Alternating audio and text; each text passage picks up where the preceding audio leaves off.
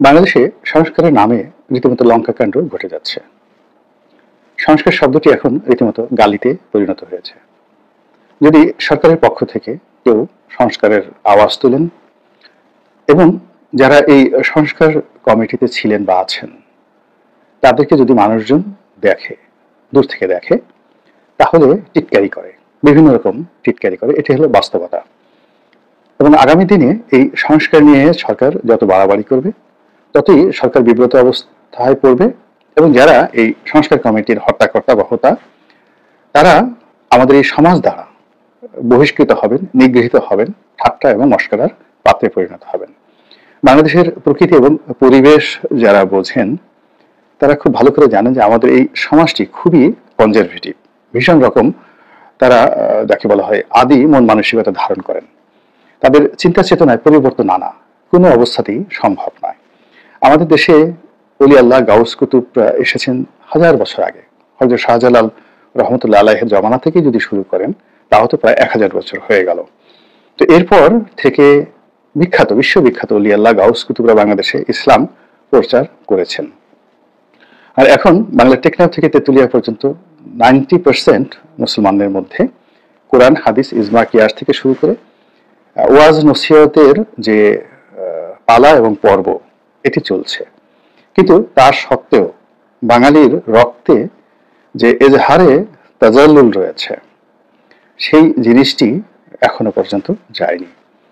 আপনি যতই এখানে ইসলামাইজেশনের চেষ্টা করেন না কেন, এখানে বাঙালির মধ্যে বাউলবাদ, তারপরে নিমাই সন্ন্যাসী বা লালনবাদ, এই জিনিসগুলো যতটা জনপ্রিয় ঠিক অতটা জনপ্রিয় কিন্তু বা সুফিবাদ, ইসলামী যে সুফিবাদ, মাওলানা জালালউদ্দিন রুমির যে সুফিবাদ, সেই সুফিবাদ যতটা জনপ্রিয় ততটা শরীয়তে জীবন আমাদের এই দেশের মানুষ পছন্দ করে না। এদেশের মানুষ লাউয়ের তরকারি খায়, লাউ দিয়ে আবার ডুগডুগি বানায়, আবার সাধারণ লাউ যে তাকে বৈরাগী বানিয়ে ফেললো এটা নিয়ে তারা আবার গান রচনা করে। এদেশের প্রকৃতি এবং পরিবেশ সবসময় মানুষকে উদাস করে তোলে। মানুষ মাঝে মধ্যেই আনমনা হয়ে পড়ে, তাদের অনেক কিছু মনে থাকে না। এবং আপনি যদি তাদেরকে বড় একটা আঘাত করেন এটাও যেমন তারা মনে করেন, আবার কাউকে যদি ভালোবাসেন, অনেক কিছু দিয়ে দেন, কৃতজ্ঞ হিসেবে এই জিনিসটি দীর্ঘদিন তারা আরব জাতির মতো মনে রাখতে পারে না। তো এই যে বৈশিষ্ট্য, আমাদের দেশের এই বৈশিষ্ট্যের কারণে এখানে আসলে কোনো কালই সংস্কার হয়নি। অনেকে চেষ্টা করেছেন, বড় বড় মানুষ চেষ্টা করেছেন। এখন ডক্টর মোহাম্মদ ইউনূস, শেখ হাসিনা, খালেদা জিয়ার জমানা ধরুন, এই সময়টাতে এদের পরে ধরুন তারেক রহমান সাহেব বা সজীব ওয়াজেদ জয় যদি রাজনীতি হয় তাদের জমানা, তার আগে জিয়াউর রহমান, বঙ্গবন্ধু, এরশাদ সাহেবের জমানা ছিল। তো এরকম সব জমানাতেই আমরা গত 100 বছরে অনেক মানব মহামানব পেয়েছি, শেরে বাংলা ফজলুল হক, হোসেন শহীদ সরওয়ার্দী, আব্দুল হামিদ খান ভাসানী। কিন্তু এই বাংলাদেশে একটা সময় ঈশা খান ছিলেন, মুসা খান ছিলেন, মীর জুমলা ছিলেন, মুর্শিদ কুলি খান ছিলেন, তারপর আলিবর্দী খান ছিলেন, তার আগে গিয়াসউদ্দিন আজম শাহ ছিলেন, ফখরুদ্দিন মুবারক শাহ ছিলেন, খুবই বিখ্যাত বিখ্যাত, আলাউদ্দিন হোসেন শাহ ছিলেন, তার ছেলে নুসরাত শাহ ছিলেন, তারও আগে এই বাংলায় শশাঙ্ক ছিলেন, হর্ষবর্ধন ছিলেন। পাল সাম্রাজ্য 400 বছর অন্তত পক্ষে 10 জন বিশ্বমানের শাসক ছিলেন। মহিপাল, দ্বিতীয় মহিপাল, ওনাদের মতো শাসক এই বাংলা কল্পনাই করা যায় না।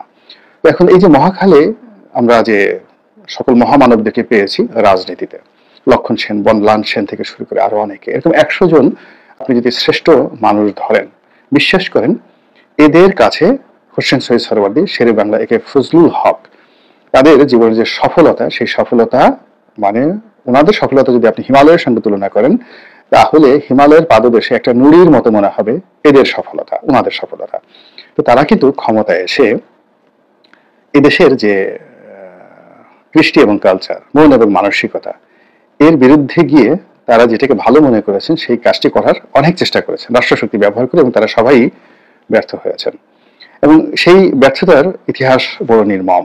আমাদের এই সমাজ কোনো অবস্থাতেই নতুন কোনো কিছু গ্রহণ করে না। এটি হলো আমাদের দেশের যাকে বলা হয় ট্রেডিশন।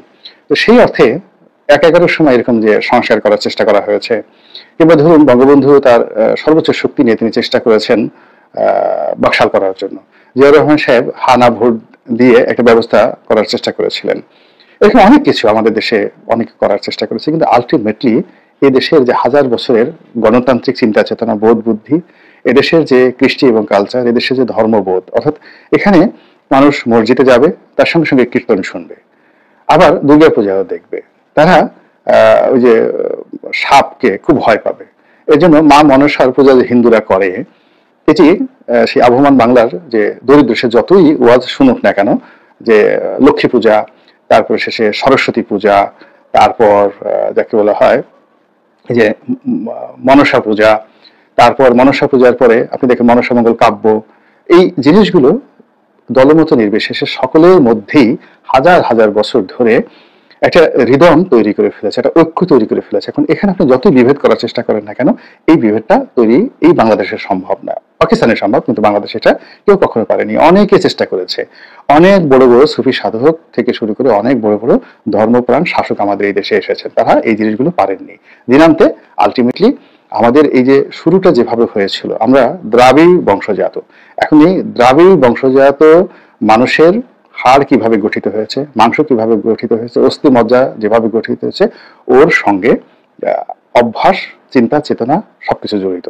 একইভাবে আপনি চিন্তা করেন যে এই জাতিগোষ্ঠীর গঠনে সেমিটিক জাতিগোষ্ঠী, কিংবা ধরুন অ্যারিয়ান জাতিগোষ্ঠী, যেটাকে বলা হয় আর্য জাতিগোষ্ঠী, অনার্য জাতিগোষ্ঠী, এই জাতিগোষ্ঠী 5000 বছরের পরেও তাদের অভ্যাস পরিবর্তন করতে পারেনি। চৈনিক জাতিগোষ্ঠী 10,000 বছরেও তারা তাদের অভ্যাস পরিবর্তন করতে পারেনি। এরকম অনেক জায়গাতে আছে 10,000 বছর ধরে ধরে তারা সেই তাদের সেই ইতিহাসকে, ঐতিহ্যকে লালন করছে। পৃথিবী পরিবর্তন হয়ে গেছে, কিন্তু তারা পরিবর্তন হয়নি।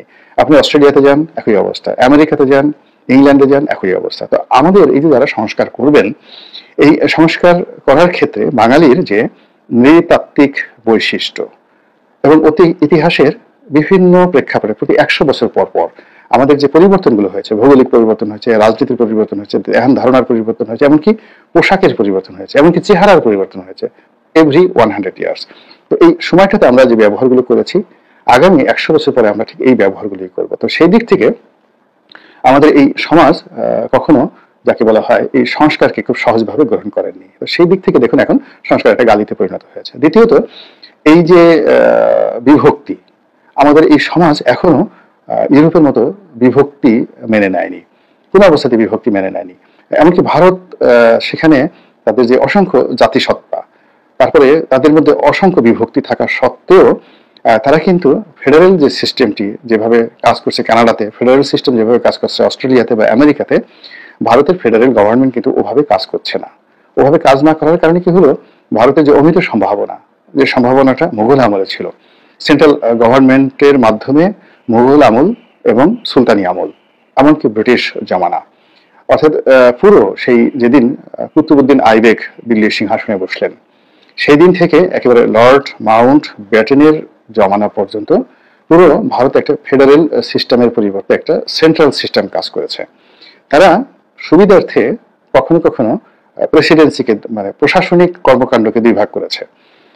সেই প্রশাসনিক কর্মকাণ্ড কিন্তু এখনকার মতো তারা সেই প্রদেশ ওইভাবে করেনি, ওইভাবে তারা করেনি, পুরোটাই একটা সেন্ট্রাল গভর্নমেন্টের মাধ্যমে তারা চালিয়েছে। ফলে কি হলো, ভারতবর্ষ ইংরেজ আমলে যে রেভিনিউ জেনারেট করত এবং ভারতের যা কিছু ডেভেলপমেন্ট সারা দুনিয়াতে, সেটা সঙ্গীত বলেন, শিল্প বলেন, সাহিত্য বলেন, আবিষ্কার বলেন, বিজ্ঞান বলেন, এটি সেই মুসলমানদের জমানা থেকে শুরু করে আরো আগে যদি চলে যায়, মুসলমানদের আগে যখন হিন্দু রাজারা রাজত্ব করতেন, তখনও ভারত বিভক্ত ছিল, কিন্তু সব জায়গাতে একটা সেন্ট্রাল গভর্নমেন্ট ছিল।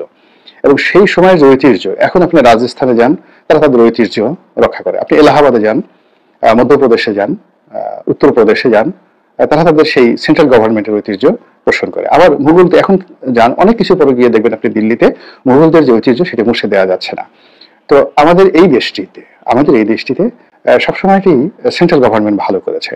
এখানে আমাদের ভৌগোলিক অবস্থা অলমোস্ট এভরি 50 বছর বেশ কয়েকবার আমাদের রাজধানী পরিবর্তন হয়েছে। একটা সময় রাজধানী বাকেরগঞ্জে ছিল, তারপর সেটা চন্দ্রদ্বীপে গেছে, বরিশালের বিভিন্ন এলাকাতে হয়েছে। একসময় যে সোনারগাঁয়ে রাজধানী ছিল, বগুড়াতে রাজধানী ছিল, পুন্ড্রবর্ধনে ছিল, একসময় চাঁপাইনবাবগঞ্জে রাজধানী ছিল, অসংখ্য, মানে এখানে নারায়ণগঞ্জের রাজধানী ছিল, জঙ্গলবাড়িতে রাজধানী ছিল, ময়মনসিংহে। তো সবসময় একটা সেন্ট্রাল গভর্নমেন্ট কাজ করেছে, রাজধানী পরিবর্তন হয়েছে, অনেক কিছু হয়েছে, কিন্তু এই দেশ বা জাতিকে আসলে বিভক্ত করা যায়নি। এমনকি 12 ভূঁইয়ার সময় পুরোটা দেশ অত 100টা ভাগে বিভক্ত ছিল, কিন্তু এরা একটা সেন্ট্রাল গভর্নমেন্ট তৈরি করার জন্য আবার 12 ভূঁইয়া একত্র হয়ে যাকে বলা হয় মুঘলদের বিরুদ্ধে যুদ্ধ করেছে। তো সেই ক্ষেত্রে এখন এই যে যারা সংস্কারবাদী, এই সময় সংস্কারবাদী, তারা প্রস্তাব দিয়েছে এই দেশ আবার 4টি প্রদেশে বিভক্ত করবে। তো এত একটি ছোট রাষ্ট্র, তো সেখানে 4টি প্রদেশ না করে যদি প্রশাসনিক বিকেন্দ্রীকরণটা করা হয়, প্রশাসনিক বিকেন্দ্রীকরণ খুব সহজে ইজিলি এই জিনিসটা করা যায়। আপনি রাজধানী সরিয়ে নিতে চান, এটি অনেকেই বলবে যে ঠিক আছে আপনি রাজধানী সরিয়ে নেন, বা রাজধানীর কিছু অংশ ঢাকা থাকুক, কিছু অংশ নদীর উপরে চলে যাক, কিছু অংশ ভাবে হোক, সেন্ট্রাল ব্যাংক এখানে থাকুক, এটি সবাই কিন্তু মেনে নেবে। কিন্তু প্রদেশ হবে, ভারতের মতো আবার সেই প্রতিটি প্রদেশে একটা করে অ্যাসেম্বলি থাকবে, মানে সংসদ থাকবে, সেখানে একজন করে সেন্ট্রাল গভর্নমেন্টের গভর্নর থাকবে, রেভিনিউ আসবে কোত্থেকে? এই যে প্রদেশগুলো যে বিভক্ত করা হবে, সেখানে আলাদা সেক্রেটারিয়েট হবে, সেখানে আলাদা রাজ্য সরকার হবে, সেই রাজ্য সরকারের জন্য আলাদা ভাতা হবে। কিন্তু বরিশাল বলেন, তারপরে খুলনা বলেন, সেখানকার যে প্রদেশ হবে বা প্রাদেশিক যারা গভর্নর হবেন কিংবা প্রাদেশিক মুখ্যমন্ত্রী যারা হবেন, তারা তো তাদের ওই এলাকা চালানোর জন্য এখন যে পরিবেশ পরিস্থিতি, সেই পরিবেশ পরিস্থিতিতে তারা 20%ও তাদের রেভিনিউ তারা জেনারেট করতে পারবে না। আমাদের দেশে দেখেন পৌরসভাগুলো আমরা ভালো করতে পারছি না কেন? এর কারণ হলো আমরা রেভিনিউ জেনারেট করতে পারছি না। কিন্তু ফেডারেল সিস্টেমের একেবারে প্রধান যে বৈশিষ্ট্য, সেই বৈশিষ্ট্য হলো যে প্রতিটি রাজ্য তার নিজস্ব আয় এবং রোজগার দ্বারা নিজেদের উন্নয়ন সাধন করবেন। অল্প কিছু ক্ষেত্রে একেবারে যেগুলো SOS, সেই ওয়ার্সল, এরকম ক্ষেত্রে তারা কেন্দ্রীয় সরকারের সাহায্য চাইবেন। এখন ধরুন আসামে গিয়ে দেখেন যে সেখানে এত দারিদ্রতা, কিংবা পশ্চিমবঙ্গের সঙ্গে আপনি মুম্বাইয়ের তুলনা করতে পারবেন না। মুম্বাই যে রেভিনিউ জেনারেট করছে বা গুজরাট যে রেভিনিউ জেনারেট করছে, সেই অনুযায়ী কিন্তু সেই জায়গাটি উন্নত হচ্ছে। কিন্তু আপনি যদি উড়িষ্যাতে গিয়ে দেখবেন যে আমাদের বাংলাদেশের সবচেয়ে দরিদ্র এলাকা, তার চেয়ে সেখানে দারিদ্রতা প্রকট হয়ে পড়েছে। কিন্তু বাংলাদেশে যদি এরকম বৈষম্য হয়, অর্থাৎ ঢাকা শহরে আপনি ঢাকা বিভাগ করলেন, এখন ঢাকা বিভাগের জিডিপি বা ধরুন পার ক্যাপিটা ইনকাম হয়ে গেল $10,000, আর আপনি বরিশাল বিভাগে দেখা গেল যে পার ক্যাপিটা ইনকাম $1,000 হয়ে গিয়েছে। তো এই বিষয়গুলো সিলেট বিভাগে গিয়ে দেখবেন যে সেখানে হয়তো $6,000 হয়ে গেছে। এর ফলে কি হলো, একটা গৃহযুদ্ধ অনিবার্য হয়ে পড়বে এই ছোট দেশে। এখন যারা এই কাজগুলো করেছে, আমি দেখলাম যে তারা সবাই বয়স্ক লোক, এবং এই বয়স্ক মানুষগুলো বেশিরভাগই আমলা ছিলেন, এবং এদের জ্ঞান এবং যে গুণাবলী, এগুলো হলো প্রশাসন চালানোর ক্ষেত্রে। কিন্তু ইতিহাসকে বিশ্লেষণ করা, সেই বিশ্লেষণ করে একটা জাতির সত্তাকে বিশ্লেষণ করা, জাতির আশা আকাঙ্ক্ষা তুলে ধরার মতো যে ধীর শক্তি এই সংস্কার কমিটির কোনো লোকের আছে আমার মনে হয় না। এমনকি মোহিত সাহেব, এই যে উনি সচিব ছিলেন, NBR চেয়ারম্যান ছিলেন, বেশ বয়স্ক মানুষ এবং খুবই মেধাবী একজন মানুষ, কিন্তু যে বিষয়টা নিয়ে তিনি করেছেন, সেই বিষয়ে আমার কাছে মনে হচ্ছে না তার কথাবার্তায় বা তার আচরণে তার এই বিষয়ে, এরকম একটা বিষয় সংস্কার করার মতো যথেষ্ট জ্ঞান এবং গরিমা আছে।